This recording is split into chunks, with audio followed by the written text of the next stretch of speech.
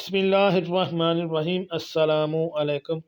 گھر کا ڈاکٹر میں خوش آمدید کہتے ہیں۔ آج کی ہماری اس ویڈیو کا موضوع جنسی خرابیوں کو روکنے کے طریقے۔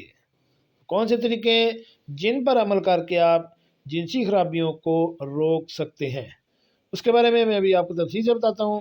تو شروع کرتے ہیں آج کی ویڈیو۔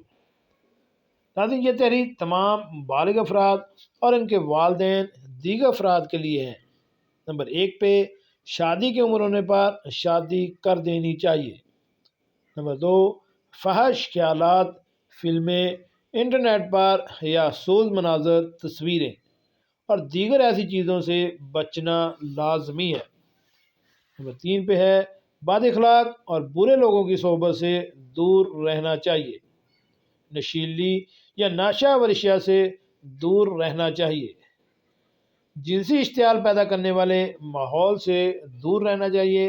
نہ ایسی موویز دیکھیں اور نہ ہی ایسے کوئی رسالے یا ڈائجسٹ کا مطالعہ کریں۔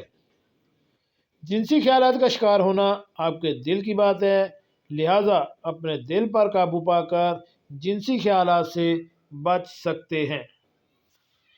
ہاضمے کو درست اور قبض نہ ہونے دیں، کیونکہ آپ جیسے جانتے ہیں کہ قبض 70 بیماریوں کی جڑ ہے، جن میں جریان احتلام کی کثرت کا بر وقت علاج کرانے مستند المعالج سے، یعنی اگر آپ کو قبض ہے تو اس سے پیشاب کے ساتھ منی کے قطرے، جریان احتلام جیسی بیماری بھی آپ کو ہو سکتی ہے۔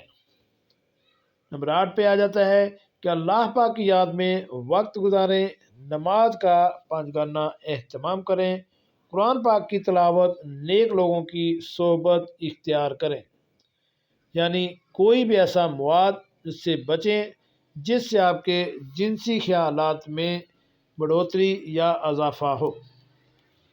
جی ناظرین، کیسے لگی آج کی ہمارے یہ معلوماتی ویڈیو؟ ہمارے چینل گھر کا ڈاکٹر کو سبسکرائب کریں اور ساتھ بیل آئیکن کا بٹن بھی پریس کر دیں۔